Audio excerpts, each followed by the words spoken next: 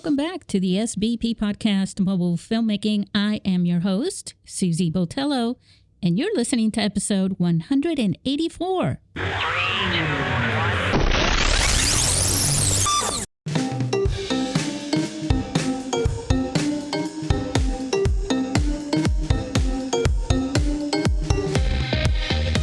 We are Fade into Film.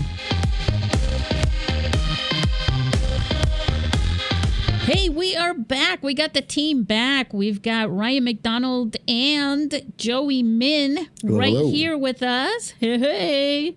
Hey, everybody. How's it going? Everyone. How's it going, Ryan? Ryan is in, where are you? Where are you? I'm back at home, just north of Salt Lake City. So I'm in Ogden, Utah. So, yeah. Awesome. How about you, Joey? Where do you happen to be today? I am in the East Coast. I am right near New York. Nice. I'm currently in an RV editing. Are you really? Yes, I am. That is so awesome. I'm in the middle of nowhere again. But you are. You're hanging out with the bears and the bunnies and I just raccoons. Yeah, I decided I was just gonna stay here on this. It's a small production kind of thing, but it's just an RV, and I don't want to go to the. I'm socially awkward, and I don't want to go to the hotel room with everybody. So I'm just gonna sleep in the editing room. I mean, if your eyes are going to be closed and you're going to be dreaming and snoring or whatever, I mean, who cares where you happen to be, right? Right. Yeah, exactly. Plus, they'll be like, "Oh my God, he's so dedicated. He stayed here to edit and he passed out, not knowing that I don't want to be around people." You're so funny.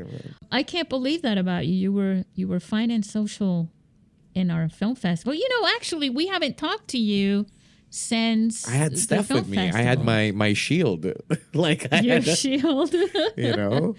Well, what were your thoughts on your experience at the festival? Oh, it's awesome. Like, I think I know some of the actresses and I have yet to contact them because by the time we got back, we were kind of like in the rolling into other projects. But it's I think being at your festival really did give me another set of perspective on mobile filmmaking that I didn't have, So now it's kind of like I agree with stuff and I want to challenge a few things too, right? So I'm thinking, I guess I'm concocting ideas of what I can do, and hopefully maybe I could submit something, for next year or something. Your presentation was awesome. The reaction to your movie. I felt bad though because I didn't know. I was trying to gauge the crowd. Like, I don't know. I feel, how do I say it? I feel like I don't want to make them feel like I'm talking down. Like, everybody knows how to block a shot, right? It's just more of it's just that it's kind of a little more different, But then I didn't want people to be kind of like, duh, like we know. I'm like, okay, I think it brought a perspective, thinking about action. I mean, blocking shots and things like that is quite different than blocking action shots. There's a difference between, okay, we're going to walk around this couch and come over here, and then you guys are going to sit together, and then you're going to do this, and give that person the coffee cup with your right hand, and make sure you come in from the left, blah, blah, blah, as opposed to you're gonna punch this person in the face, but you're really not, but we're going to pretend that you did, but you're going to pretend that you did it for reals. Yeah. But overall, though, everybody was really, really cool. And I definitely could see you expanding what you got, if you put some elbow grease on that thing, if you know what I mean. I'm interested in the STP oil or whatever that's called for that. Yeah, you kind of got to see me in my element, I suppose, in a way, because I smiled the entire time that I was there. But I was really happy to see the people that I had been communicating with also in person. And it was so great to see you in person, you and Stephanie both, It was fantastic. So, Yeah, I just kind of wanted to get your perspective because I know that we were talking about, in the previous episodes about mobile films and the mobile filmmakers, and you were excited also about that, about watching the films and seeing the quality of the films and meeting the filmmakers who are also indie filmmakers and the ones that are just shooting on phones and the ones that are doing also shooting with traditional cameras as well. Right. That was awesome. It really, really was awesome. And it was really awesome to see you guys physically as well. It was nice just getting to talk to everyone. Yeah. Live. So one of the things that Ryan and Levi said in our last Fade into Film episode was that they were a little, what was the word that you used, Ryan, when we were, what was it? It was kind of like a little nervous, huh? Oh, I don't quite recall from when the we last. were doing the live recording, like you were thinking about, okay, well, what do I say? Yeah, I mean, it is interesting, like meeting somebody that you've spoken, we've had such a dialogue before in the past, and then actually meet you in person. Joy is what I'm saying. It's like it is kind of surreal. It's almost like meeting like for me, it was like meeting like another star in that sense. What?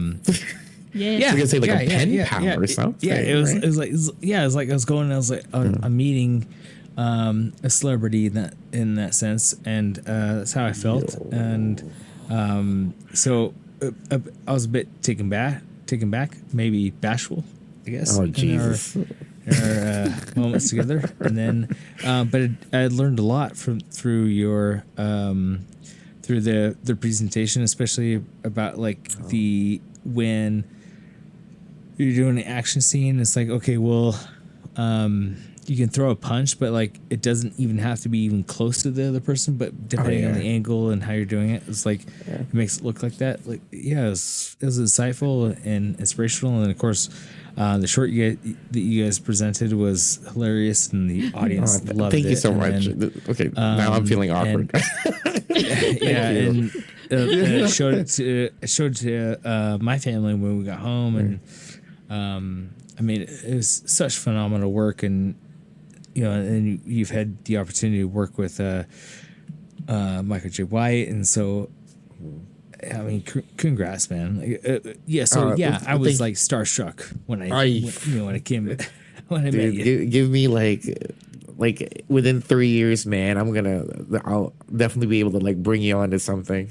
I just need to prove myself to these people first. Oh, dude, I'll serve coffee. Well, like what any production you need, I'll just bring the coffee. Like sooner or later, dude, I would love for you to help me with my quote unquote horror. It wouldn't be a horror film, but it's like a horror comedy kind of thing. So, and I would need to pick your brain, and we'd fly you out here, and you'd be one of my, like, I guess you could be one of my DPs, dude. And you'll have a cast. Again, you'll have a crew to like listen to. I'll be the person who's just collecting people's coffee, man. Like whatever I can do to be there. Dude. You're seriously, your work is awesome. Like, thanks, man. Like someone told, like, it's actually, the funny thing is too. This weekend, I got to work with someone that I've met a long time ago, and this is obviously before everything. And I was just asking him questions about stuff, and he was like, "Hey, I've seen your work. Trust me, like what you do. If you had the budget, if you had the power, if you had the people, everything you do works on a bigger budget." And I never really believed him, but I held on to it, right?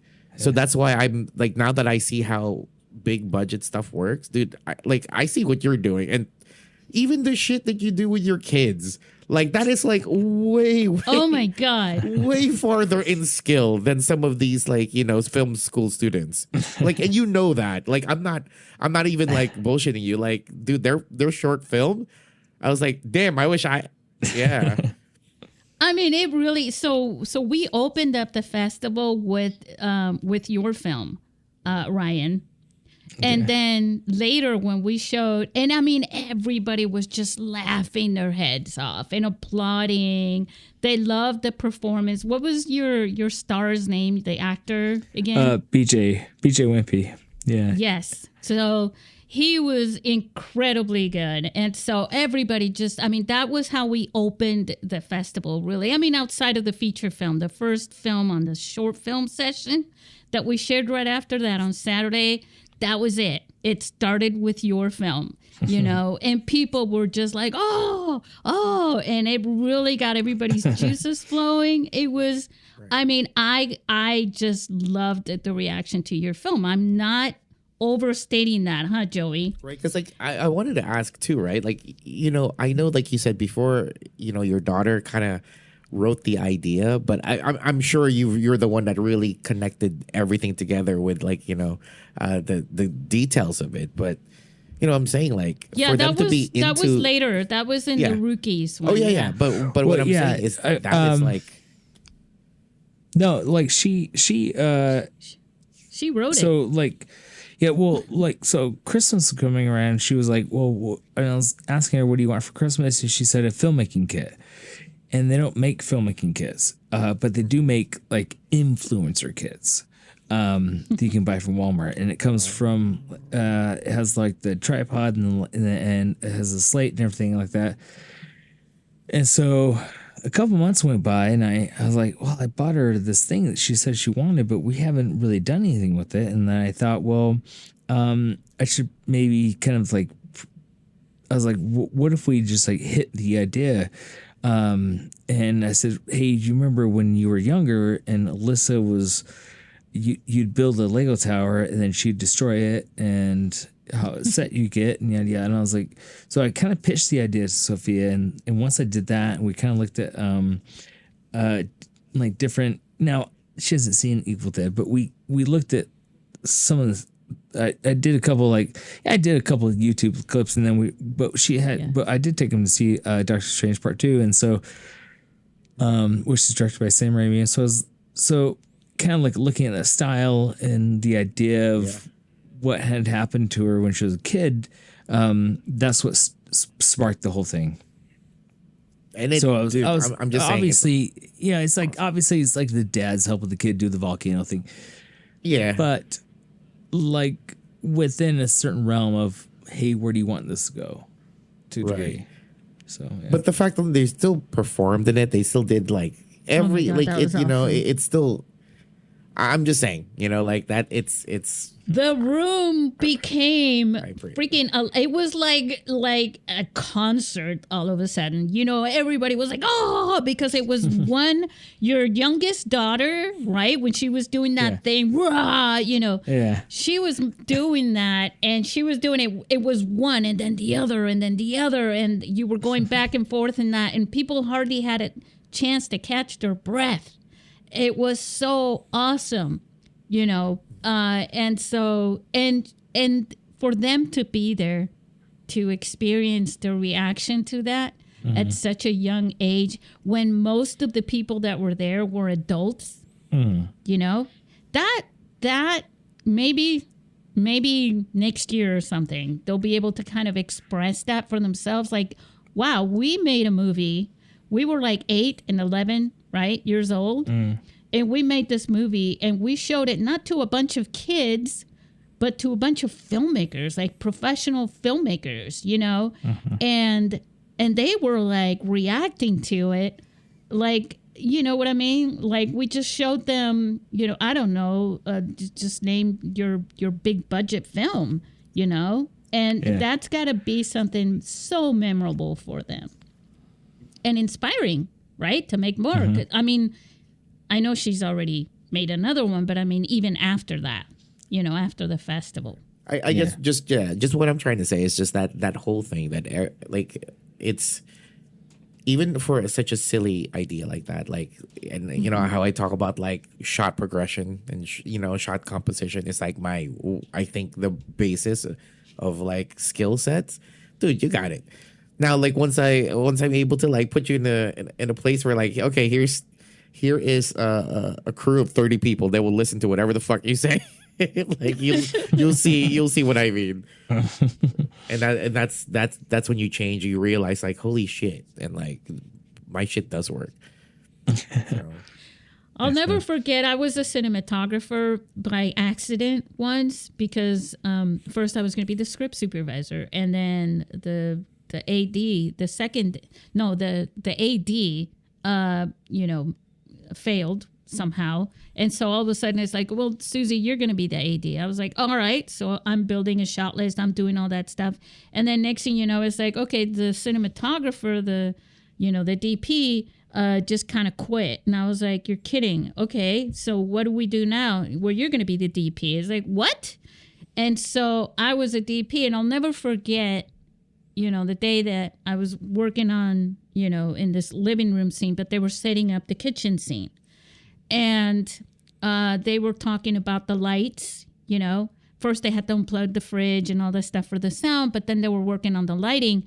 And the guy comes up to me, the guy that ended up being the AD, and he's like, Susy, so on the lighting, it's going to take a while the way that you wanted it to be set up, right? And so I go in there and I'm looking at it through the camera and stuff. I'm like, no, yeah, go ahead and take the time to do it right. And just making a decision like that, they were like, okay. And I was like, wow, there's not even an argument.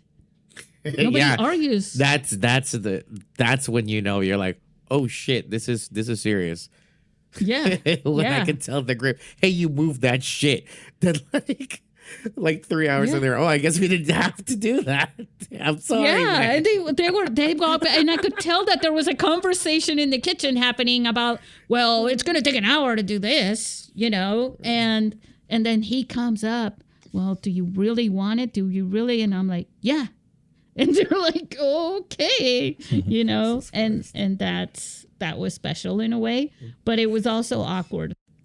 My speciality has always been really script supervisor and coordinator. That was what I really got to. But in my dreams, I would like to be a director because I did that while I was in college and stuff, and I know I can do that too. Yeah, because I think that's all of us, right? Yeah, yeah. Because if you have the vision, and once I think as a director, you have to kind of know what other people are supposed to be doing and how they can put that vision create that vision and put it into life, bring that story to life. And if you don't have the vision, you shouldn't be directing. Because then you're just throwing everything for a loop. Yeah, not yet, at least. I think, not yet to be a director. Maybe, they could have the potential. They just have to realize, the vision is nothing without the execution, right? But the execution is nothing without the vision either. So it's like you kind of, being a director means that you have to kind of know a bunch of hats in your at least nowadays, I think. So. Yeah, and you're also, one of your main jobs, the AD is the one taking care of everything for the most part. But the director is, on a narrative film, they're basically working with the actors and giving them that confidence of, you can do this, and this is how you need to do what you need to do to make this come through. And that's really important for actors. Actors do like direction. They really do crave that. I was talking to Jed Brophy about that. And he said there were some films that he had worked on, and he said, I go to the director and say, okay, how do you want me to just do your thing? And he doesn't like that. Because he's an actor, and he knows, like a lot of actors, they can be removed if it doesn't work out well. But if the director didn't give them the direction, right, then that can fail, and so that's nerve-wracking for them. But don't you think there be some other? I know there are some directors too, though, that probably like that collaboration more. Or I don't know. Oh yeah, they have to play a balance of that, but you have to understand the actors. You have to connect with the actors. There are some actors that really need your direction, and then being open to their not so much collaboration, but to their own, hey, I know that I'm supposed to say this exactly like this and blah, blah, blah, but what if I do this? They sometimes have to be able to make that decision and say, you know what, you're right. If that feels right for you, do it. But there are times when it's like, no, it won't work out. And the actor doesn't know why, especially a lead actor or not a lead actor, but someone who's not the protagonist may only work on a few scenes. They don't know they don't have the entire vision of the story. They're hired to do, just like we had one actor that came to one of these films that I worked on. It was a feature film, and he was supposed to be the taxi driver. And he was great, and he was funny, and he just took his part to the moon and back, and they cut him out. You know, it was too much. And the poor guy, I felt bad about that because he gave such a wonderful performance. But it wasn't required for him to do. He was just the taxi driver who, you know, knocks on the door and says, hey, man, I'm waiting outside, something about the gas. I'm just running the toll or whatever it was. What it is sometimes. I mean, how well can you really perform one line, right? If you think about it. Yeah. And had he just said that and left it at that, they would have left him in.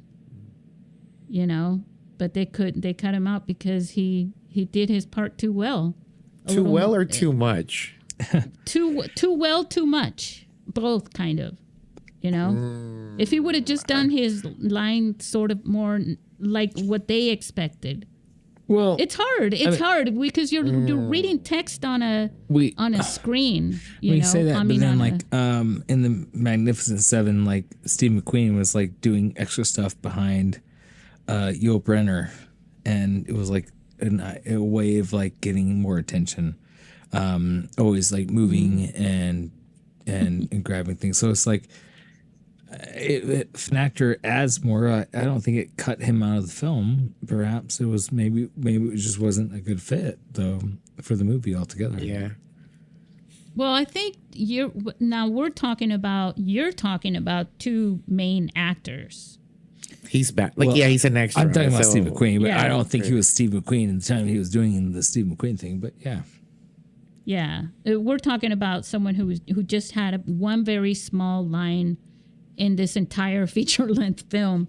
Then he went full Shakespeare in the delivery. Yeah, right? No, you can't do that, though.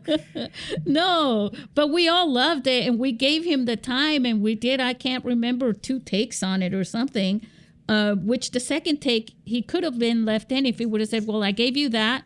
It was like he was auditioning or something. And then, you know, let me give you the, hey, man, I'm running the toll. Are you coming or not? Because if not, I'm going to stop. You know, whatever it was a very short thing.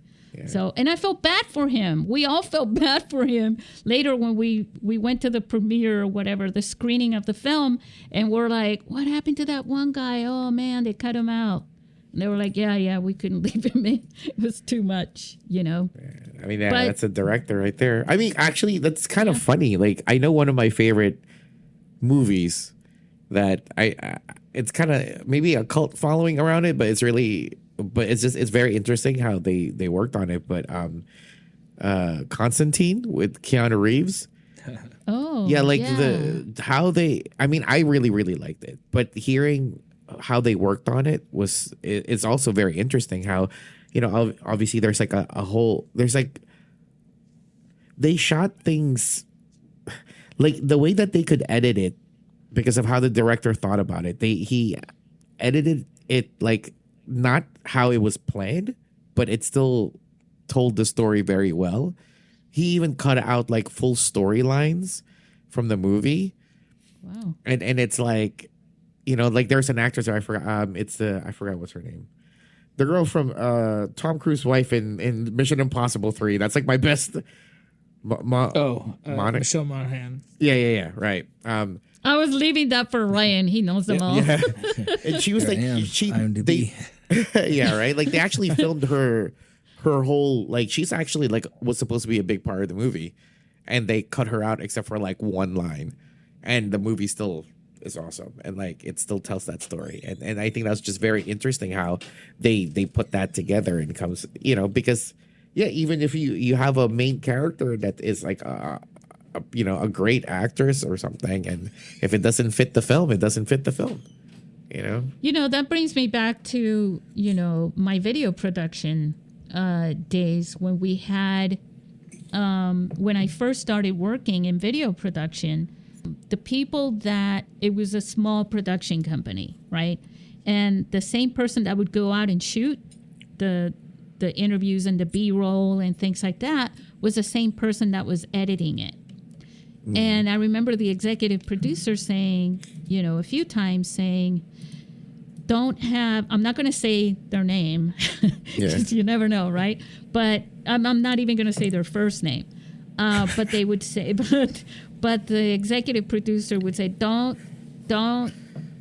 can't have this person edit this project, because they will leave in all their own shots. They think they shot everything so wonderful. They fall in love with their cinematic shots, or whatever it was. And that's not what fits, And so for me, after so many years of editing videos and things like that, I became part of I was a media manager as well. And so when it came to putting in pieces of interviews and B-roll and things like that, I didn't care who shot it. I never cared who shot it. I would pick what fit well. And sometimes it even had to do with the previous shot before and behind it, because we had similar shots, And I also was filming a lot of the stuff myself. And I would gladly take out my stuff if it didn't fit. And you basically become accustomed to doing that, because it's like, if it doesn't fit, there's no real need to keep it, even though you like what somebody said, or you like this shot, or you thought, wow, look at the way they did that, oh, and there's a sunset too. You know what I mean? Yeah. I mean, it's for the movie. Ultimately, it's for the movie, right? Yeah. Yeah. So I have a question for you guys. What would you say, we'll start with you, Joey, on this. What would you say is the first memory that you have working on at least semi-professional video or film?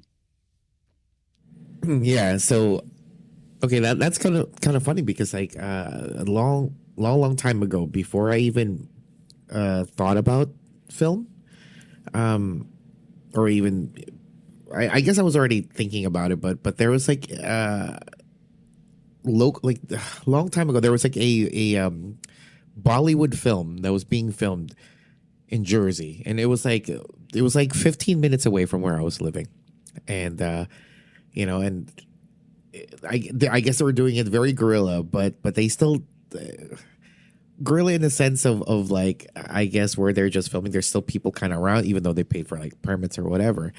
And they were doing like a small dance scene, but my whole, like what I was there for is I was supposed to just ride my skateboard, and I would just do a kickflip in one of the dance things. And that's it. That's all I did. Right. Yeah. And I don't know what movie this is. I never looked it up. Never thought about it. I can't remember it. I know I got paid like $70 that day to do like a 2-take kickflip. And I'm like, and ate Indian food and Crafties. Always been a Crafties goblin, so that's just who I am. But yeah, that's, and that's what I just remembered. But what was it that stood out for you as far as, your perspective, as like, if that was your first real experience, right? And you're like, wow, this is kind of cool. Did it even inspire you to maybe look more into it too? I don't know if it really inspired me. I think what I remember thinking about it though was just like the idea of how everybody could, like a big group of people could come together for one particular idea. And everybody was into it, like, or everybody were doing what they were doing, right? So I guess it was just like a brief kind of thing, because I didn't stay after they said I'm done, and I just kind of like I lived 15 minutes away, so I just rode my skateboard home. So that was really it. Cool. Yeah. So I think that's like my first experience, but definitely now that looking back on it, I wish I remembered more details. Really, because it was kind of just like oh yeah, this is nothing, kind of feeling. But I wish I kind of really watched how they did that. Being I don't even know if they're second unit. That's kind of crazy. It's like it's a Bollywood film, and they're here. They were in some bumblefuck New Jersey, filming like a dance scene. And I was like, oh okay. So I thought that was crazy. Yeah, there's something about that name that's gonna stick. That's everywhere in New Jersey, bumblefuck New Jersey. Until Netflix apparently, I think they're building something here in the next 2 years. Then everyone's gonna know New Jersey. I guess it's gonna be like that's Atlanta, trippy. And everyone's gonna be a shitty driver and shit. So. That's what I know. Fucking, I hate going to Atlanta to work. It's like, man, people can't drive here. But yeah. Wow. What about you, Ryan? My first experience with Hollywood. Well, it doesn't have to be Hollywood, but okay. Well, I so as we're sitting here with the recording and each week, there's a picture behind me on my DVD shelf, which is of my wife, and when she was a teenager, and a picture of her and Cameron Diaz. When I was in the 8th grade, a long time ago, there was an option to get extra credit, and if you went and saw a movie and you wrote a movie review, that would get you some of the extra credit. So I went and saw a film called A Life Less Ordinary, directed by Danny Boyle and Ian McGregor, and starring also Cameron Diaz. I think I saw that. Yeah, and so I remember writing the review, and I got the extra credit and everything else in the 8th grade. What happened later in my life, though, was that I met my wife, and her dad was, because they shot some of that movie in the town that I live in, Ogden, and then just slightly north of Salt Lake Layton. So they shot some of that movie here, and my wife was on set. Well, I didn't know her at the time, but obviously because it was shot in the 90s. But my father-in-law now is in the movie, and I didn't know that at the time. Obviously, I saw the movie, and then my wife, she saw certain scenes of the movie while it was being shot. So behind me, while we're doing the podcast, is like a picture of her when she was a teenager with Cameron Diaz, who was in the movie. And so, the main point I'm trying to make is that, so interesting for me. I haven't done a Hollywood thing, but there was a moment where I wrote a film review when I was in the 8th grade. And later, I met the girl whose dad was in the movie and did some of the stunt work for the movie, and it all kind of synchronized for me in that sense. So it's a sign, man. It's a sign. Yeah, exactly. So so for me, I haven't done a Hollywood thing, but from my perspective, I've gone as close to the sun as I can in that sense. What made you want to get into movies, actually? There was a time where I was watching, I thought I wanted to be a lawyer, and then I saw regarding Henry, and in the storyline, it turns out he was really a prick before he, the whole change of what happens in his character. And then I thought, well, I'll be a cop. I really loved Dick Tracy. I actually saw the Die Hard films when I was younger. So, but then I was like, well, what are the odds that I'm gonna actually survive all those kind of things? And then there was a moment in I was in the ninth grade, and there was like, well, we're going to meet with the school counselors, and we're going to talk about what you're going to do for the rest of your life, and what do you want to learn. And it just hit me. I was like, I actually like all these characters, especially James Bond. And I was like, I'm not actually those characters. I think that's what I want to do, is just make movies. And I had it at the time. I was full-heartedly set on writing like Psycho 5 when I was in like the sixth grade. So I didn't realize I was such a writer or director until I thought it was just like a hobby thing. And then junior high hit and was like, hey, what do you want to do for the rest of your life? And I was like, oh, wow, I actually have been doing all these things the whole time. So why not?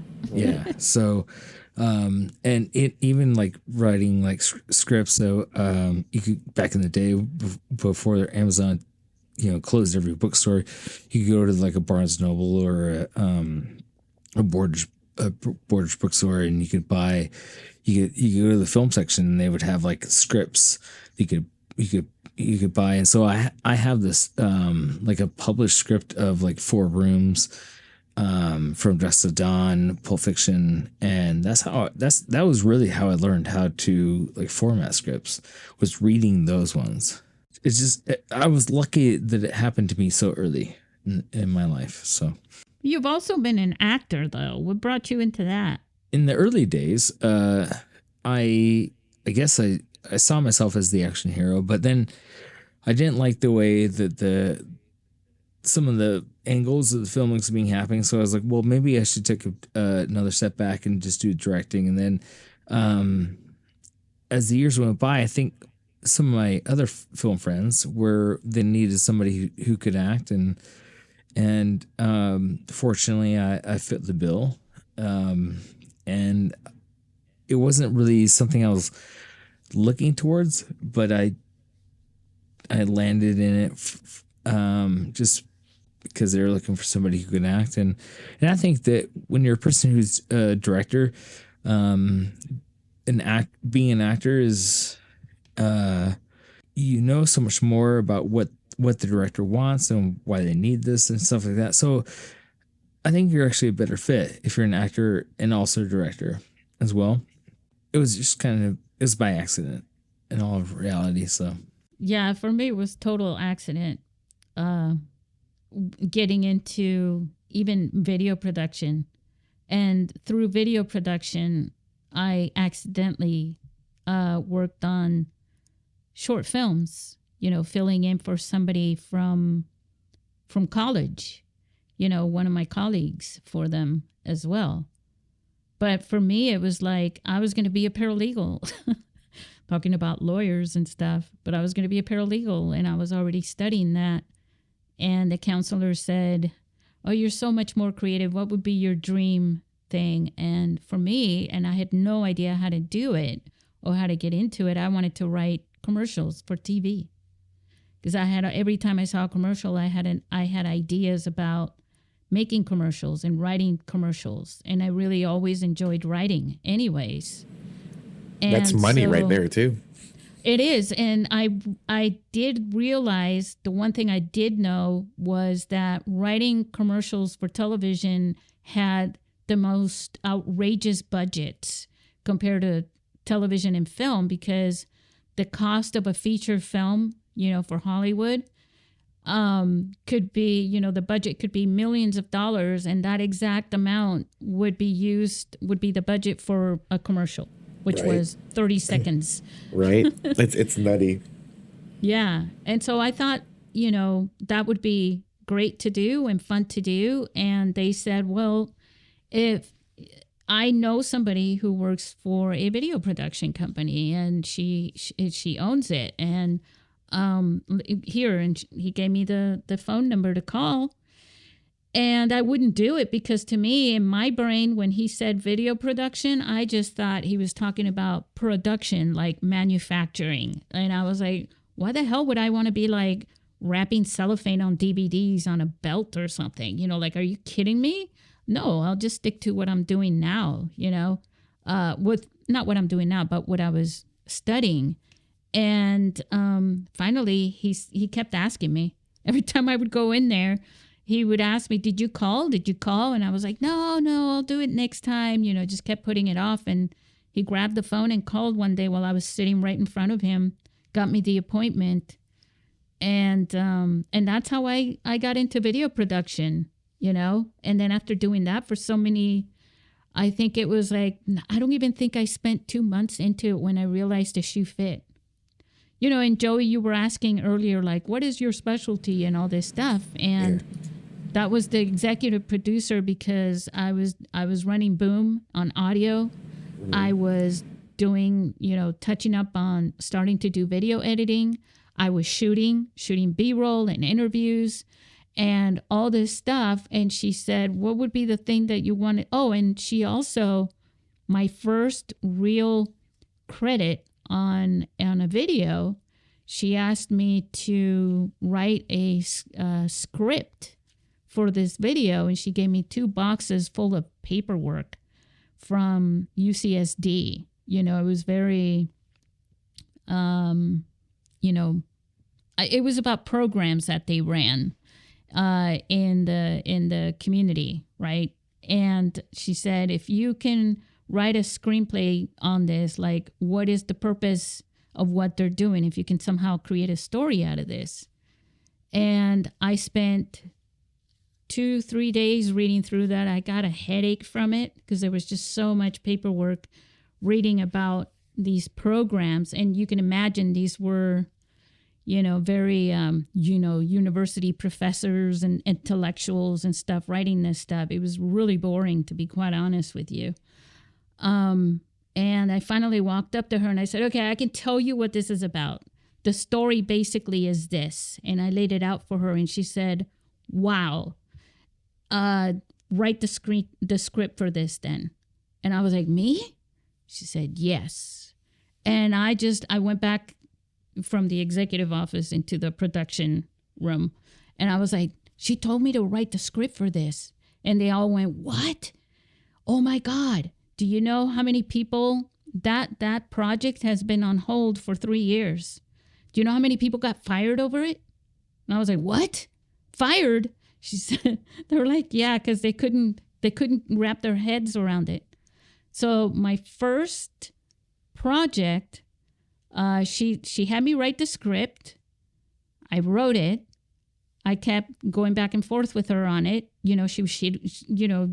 Ryan, you were talking about the format, right? She was teaching me the format for this, the audio and the video format for writing a script for like a video. And then she asked me to get people together to go film these things that I was writing with a narrator and an on camera host, stringing together these stories from these programs. And next thing you know, I was directing it as well.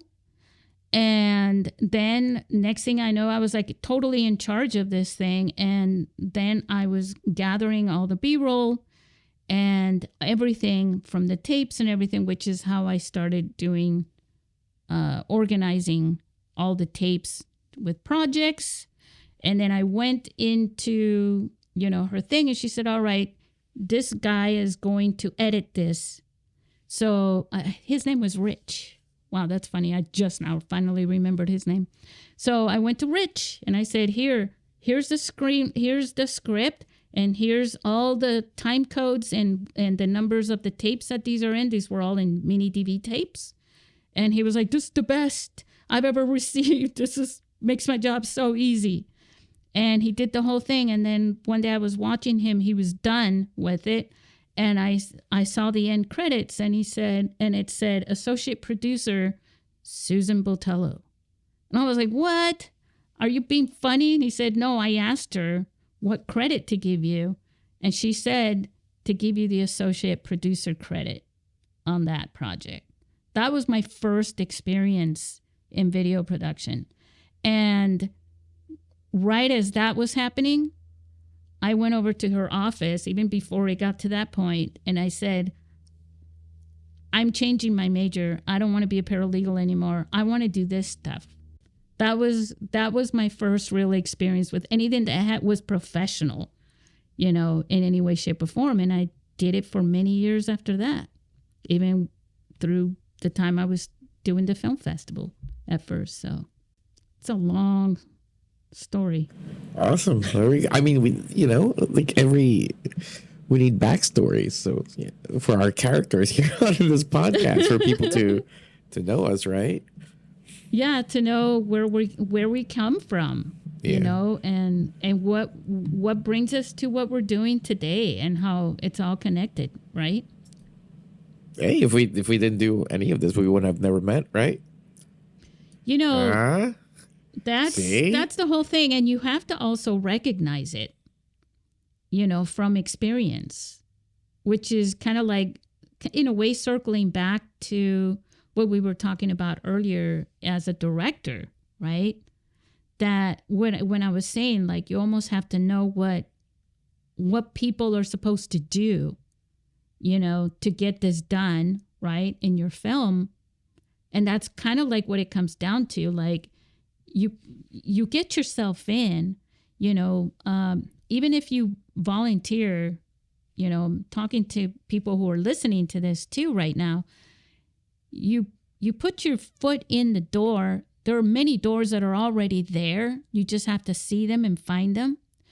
There are places where you happen to live that are having meetings, for networking and things like that, where people, filmmakers will go and sort of pitch the projects they're working or they'd like to be working on, things that they're starting to work in, and they share it with people. And all you have to do is say, can I come and volunteer for free as a production assistant and help you? I don't want to, I don't care to be an actor. I don't care to be this or that right now. I just want to help you with that project. And you start doing that, and the first thing that's going to happen is people are going to, when you do a good job at that, when you work hard at that as a volunteer that nobody's paying you, people take notice and they say, look at what this person can do. And when they're in another meeting with their colleagues and they say, well, we've got this project, they'll mention you. They'll mention your name and you'll be contacted. And then you get to do this again. And the more experience that you have, not only do you garner a reputation for being somebody people can count on for their productions, but the next thing you know, you'll start getting paid for it. And then you'll start learning more and expanding what you know into different positions. Like I was a DP for a thing. I didn't start out working on this project to be a DP, and then things happen and it's like, hey, you can do this. Even if you've never done it before, people trust you and believe in you and have confidence in your own work, like your integrity, the way that you work.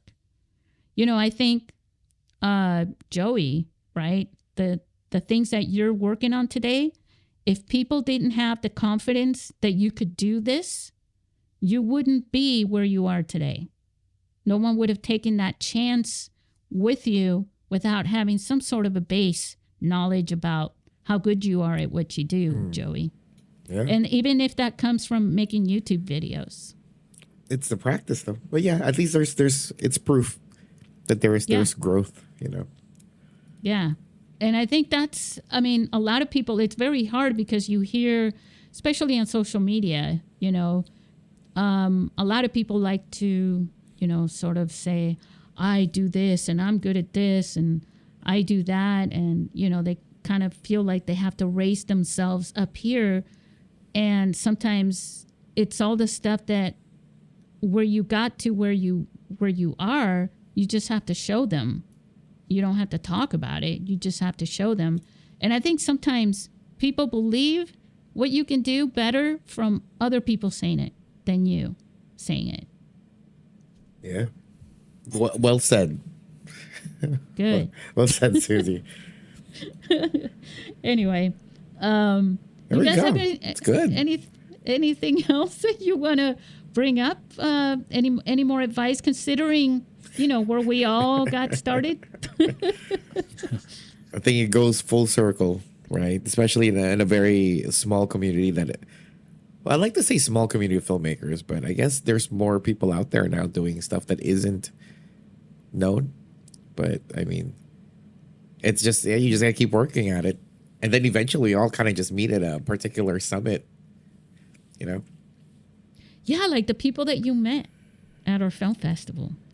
Yeah. And Like how I they definitely, made each I'm other. going to reach out to them soon, for little tiny projects to see if I could get better at writing, because I suck with that. So Well, and you met people from New York.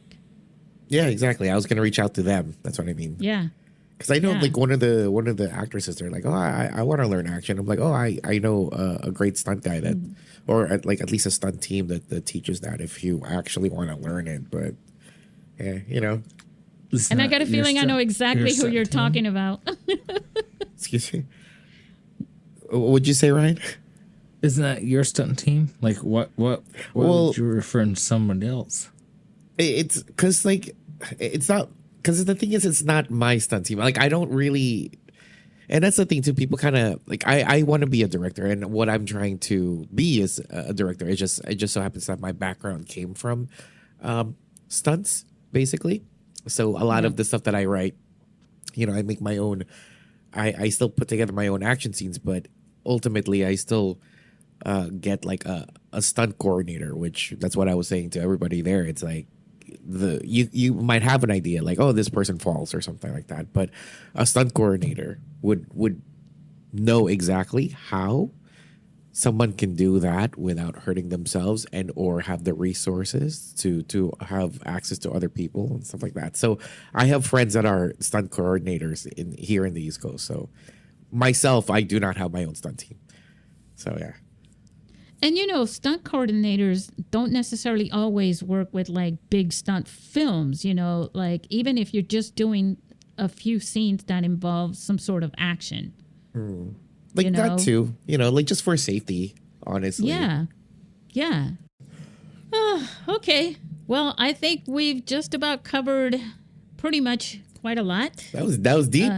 Good job, guys. Yeah, I mean, I think, in bringing it back to mobile filmmaking, that's one way to get your experience and get more people involved and network, and sometimes the only way you're going to get people to respect you as a filmmaker is to show it to them. And one way to do it is like, okay, let's make this short little film together.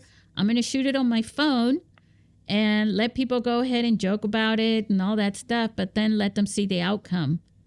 And they'll have a newfound respect for not just mobile filmmaking, but for you and what you can do. So, all right, say goodbye to our listeners, guys. All right, see you guys. Till See you next guys time. next week.